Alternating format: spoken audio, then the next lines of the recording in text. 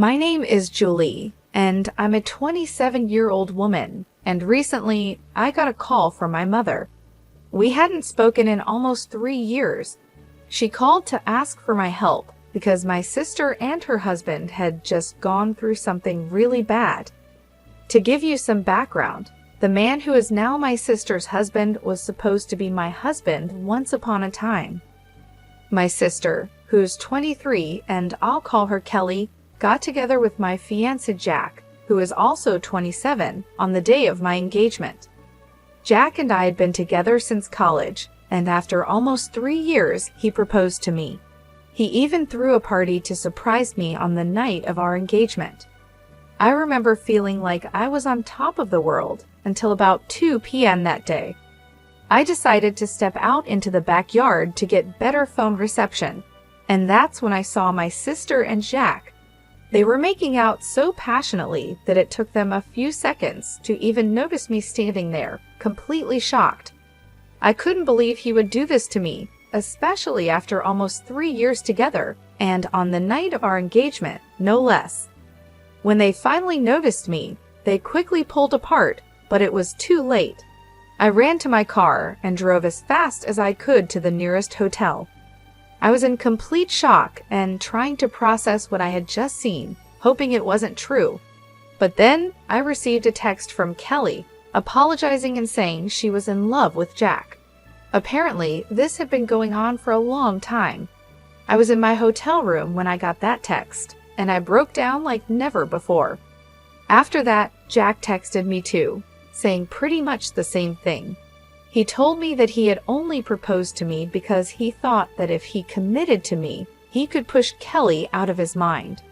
Obviously, that didn't work, and it made him want Kelly even more. He said it wasn't about me, but it was about them, and they just knew they were meant to be together. I was just a stand-in, a way for Jack to eventually meet Kelly. I stayed at the hotel for a few days, trying to pull myself together. I was still feeling lost and trying to convince myself that this was just a bad joke life was playing on me. After almost 5 days, I finally went back home because I needed to get my things and go back to work if I didn't want to get fired.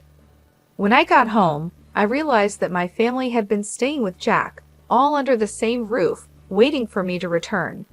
It might have been touching if it weren't for the reason I left in the first place. Everyone had been trying to text me and get a response from me non-stop after I disappeared, but I hadn't answered a single one of those messages. So when I finally came back, there was a lot of chaos. Everyone made sure to hug me and tell me how glad they were to see me. Even Kelly had the nerve to come up to me with tears in her eyes and give me a big hug when she saw me. I was too shocked to even react and just stood there silently while everyone crowded around me. Finally, when things calmed down, I cleared my throat and told them that I was only back to get my things and move out for good. Jack had been standing there quietly until that point, but when I said I was leaving, he announced that I didn't need to go because he had already packed his stuff and was moving in with Kelly now that everything was out in the open. My family, including my parents, my aunt, and my dad's youngest sister, who has lived with us since her husband passed away, all had big smiles on their faces. There was nothing to smile about, at least not from my perspective. Kelly stood next to Jack, looking at me sadly but still smiling. I couldn't take it anymore and asked my family what on earth they were smiling about because, as far as I could see, there was nothing to be happy about. I was upset because Kelly had just broken up my engagement and taken away my boyfriend of almost 3 years. There was nothing funny or sweet about it. My mother spoke up and told me that they couldn't change the past, but they could accept the future. They believed that the future had Kelly and Jack together, and even though the relationship started with cheating, they felt sorry about it, but wanted me to understand that this was for the best. Kelly apologized for taking my boyfriend, saying she couldn't help falling in love with him. She wished she had told me earlier, so I didn't have to find out this way, but she said they were deeply in love and wanted to spend their lives together. Then they kissed right in front of me, and my mother even wiped a tear from her eyes. I snapped and told them that this wasn't something to be sentimental about. What they were doing was disgusting. To my surprise, my family got annoyed with me and said I was being bratty instead of being happy for my sister. They thought I was making it all about myself and didn't approve of my behavior. I was shocked by their attitude and told them all to get out of my house. I couldn't understand how they were defending Kelly and Jack while making me look like the bad guy, acting like I was overreacting. My father stepped in and told me not to act like a child because things like this happen and I should just accept it. He said I should be happy that my sister found her soulmate instead of being jealous. It felt like they were all acting crazy and I couldn't deal with it anymore. So I said screw it, went into my room, packed some of my things, and left again without talking to them or listening to what they had to say, even as they called my name and told me not to go. I didn't have anything left to say to them because it was clear that they cared more about Kelly and her happiness than about me or what was right and wrong. They were so focused on justifying what Kelly had done that they completely forgot that I had real feelings too. After that day, my family tried to contact me several times, but I never responded because I didn't think I owed them anything. A couple of weeks later, I even received an invitation to Kelly and Jack's wedding, which I obviously declined. All the friends that Jack and I had in common also declined the wedding invitation to support me, and even a few relatives who knew the truth stopped interacting with my family after they learned how I had been treated.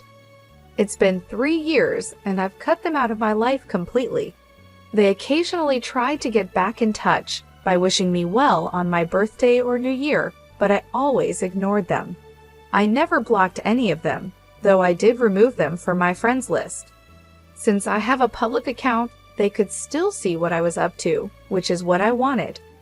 I wanted them to see that I was living a great life and let them feel jealous.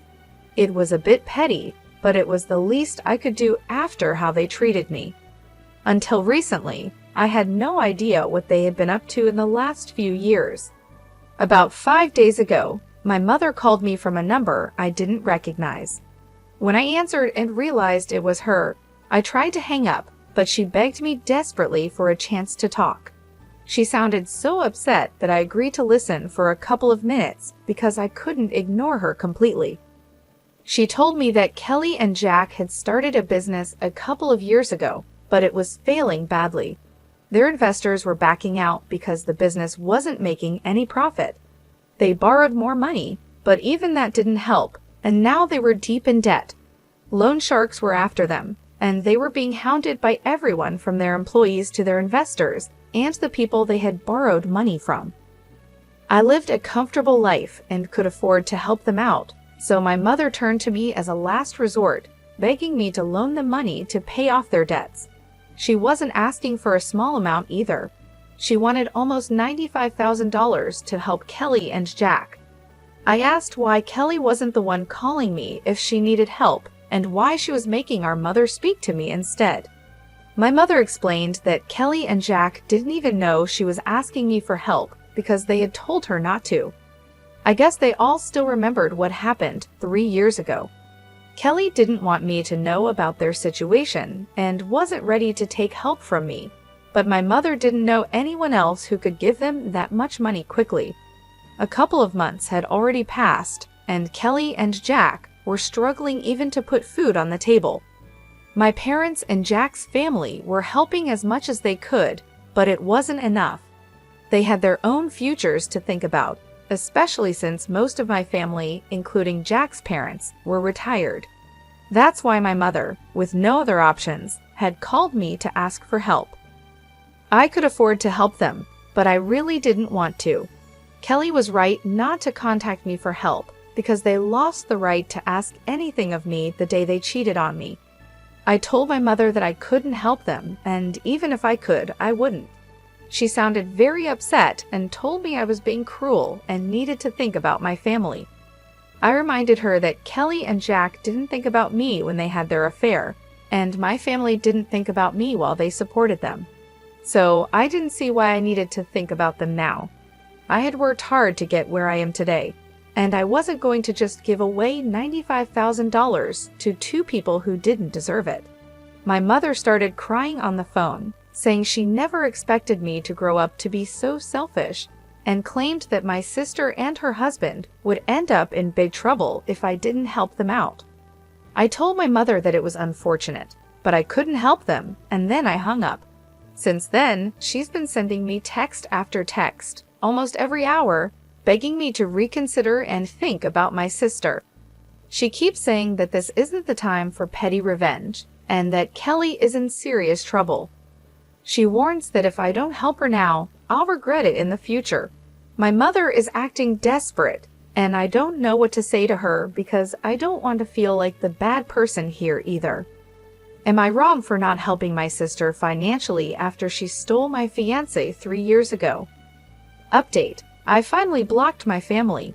I hadn't done that earlier because, first, I wanted them to see what I was up to and feel jealous, and second, because I thought cutting them off completely might be something I'd regret if something bad happened to them. But now, I don't care anymore. I should have removed them from my life 3 years ago. Keeping them around this long was the real petty thing I did. Refusing to help my sister now isn't petty, it's just the logical thing to do. They've already wasted so much money, and I'm sure that even if I gave them the money now, they wouldn't be able to pay it back.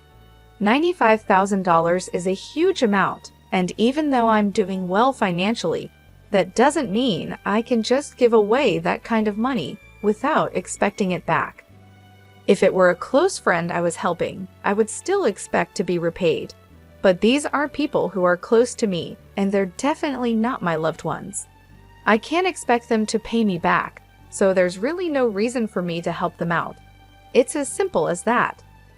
I talked to a few of my friends about this to get their opinions, and they agreed that I did the right thing by refusing to give them the money not out of revenge, but because it's completely impractical and foolish to expect me to help the very people who betrayed me in the past. Anyway, my mother is now blocked, and she can't contact me to guilt-trip me anymore. I have nothing to worry about, at least that's what I thought. Update 2. Hi everyone, something really big happened today. I was at work when I got a call from my neighbor. She told me there was a couple outside my house, screaming for me to come out and talk to them. My neighbor said they seemed pretty crazy and had been yelling at my door for about an hour, refusing to leave. I asked her to describe them, but deep down, I already knew who it was. When she described them, it just confirmed my suspicion. It was Kelly and Jack. My neighbor insisted that I come back home to deal with them because she didn't think they were up to any good. Given that it was Kelly and Jack, I knew she was right. So I thanked her and immediately started driving back home because I couldn't risk them getting into my house. Luckily, I got there in about 20 minutes and caught them in the act of trying to break into my house by picking the lock on my door. I pulled up in front of my house and demanded to know what they thought they were doing. I tried to call the police right away, but Jack moved like lightning and knocked the phone out of my hand. Kelly walked over and said they were just there to talk, and they didn't want anything from me, at least not right now. I told them to make it quick and made it clear that they shouldn't expect me to invite them inside. Whatever they had to say would have to be discussed outside in the yard. They seemed okay with that, which was a relief because I didn't think it would be a good idea to let them inside. They already seemed pretty hostile, and I didn't know what to expect. Kelly started talking and told me that our mother had informed her about the phone call and how I had ignored the texts that followed and even blocked them all. She said that the way I was behaving was very unfair, and that since it had been 3 years, I should really be over it by now. I was accused of being silly and dramatic, just to get attention from my family. Kelly said she felt insulted because I refused to help them, and that's why she was there to talk to me. She mentioned that she had managed to arrange the money for now by selling their house and all their jewelry, but there was a strong chance she might need more in the future. She wanted to know that she could rely on me for help when that time came, I told her flat out that she couldn't and shouldn't count on me at all under any circumstances because I hated her and her husband with a passion. I was so angry that I warned her it was taking all my self-control not to hit her at that moment, so it would be best if they just left. Jack, shockingly, demanded that they wouldn't go anywhere until I signed a document promising to give them money in the future whenever they needed it. I couldn't believe what I was hearing. I knew that such a document wouldn't be legally valid if I was forced to sign it under pressure, and they had to be out of their minds if they thought they could manipulate me into something like that. I told both of them to get out, but Kelly pushed me and said that I had to help them because I owed it to them since we were family. She said I couldn't just run away from my responsibilities like this. I was stunned that she actually pushed me, and I was tempted to slap her. But I held back because I knew that getting violent would only make things worse. Instead, I decided to grab my phone, which had fallen to the ground when Jack knocked it out of my hand earlier, and I made a run for it. I quickly climbed into my car and drove off without even checking my rearview mirror. Luckily, I hadn't turned off the engine when I had left the car, so it was still running, and I was able to get a head start on them. They didn't chase after me on foot, which was a relief, but they stayed at my house, which was unfortunate. Once I was at a safe distance, I decided to call the police and report what was happening. I drove back to my house just in time, arriving shortly before the police got there. Within about 25 minutes, they showed up, and I filled them in on everything that had happened. The police arrested Kelly and Jack and took them away. I knew the charges weren't that serious, and they'd probably get off easily, but it was still worth it because at least they were taken away, and I didn't have to deal with them anymore. A few hours have passed since then, and I haven't heard from anyone in my family, which is strange. I thought by now at least one of them would have tried to contact me from a different number, but they haven't. I'm guessing they're either over everything and won't try to get under my skin again, or they're just waiting for the right time to contact me later when things have calmed down a bit. Update 3. Hi, so my last update was about a week ago, and I had started to believe that my family was finally going to leave me alone after I called the cops on Kelly and Jack. But I was wrong. Even that didn't stop them from bothering me again. This time, it was my parents who showed up at my house, asking if they could talk to me for a moment. This happened yesterday, and they seemed much less arrogant compared to Kelly and Jack, so I decided to let them in. As soon as my mother entered the house, she started crying and apologized for ever taking Kelly's side over mine. My father explained that after they learned Kelly and Jack were arrested because of their behavior, including physically pushing me, they couldn't see them the same way anymore. They had decided to cut them off. My mother kept crying the entire time she was there, while my father continued apologizing for siding with Kelly in the past when it was actually me who was the victim. I told my parents that while I appreciated them finally coming to their senses, it was too little, too late to make things better. I had grown used to living my life on my own terms, and didn't want to go back to putting my family before myself. As much as I appreciated their visit and apology, I couldn't promise to work on our relationship because, honestly, I didn't see any point in trying to salvage something that was already broken, even if it was with my parents. They protested a bit, saying that we could fix things if we really wanted to, but that was the problem I didn't want to anymore. I just wanted to be by myself, free from the complications and hurt of the past. I told them I respected their efforts, but I was done trying. They seemed a little disappointed, but eventually they left and asked if I could at least unblock them so they could keep in touch. I did unblock my parents, which feels a bit strange, but for now, that's where things stand. I'm not sure what the future holds, but I'm focusing on my own peace and well-being. Stay tuned for more updates on how things unfold.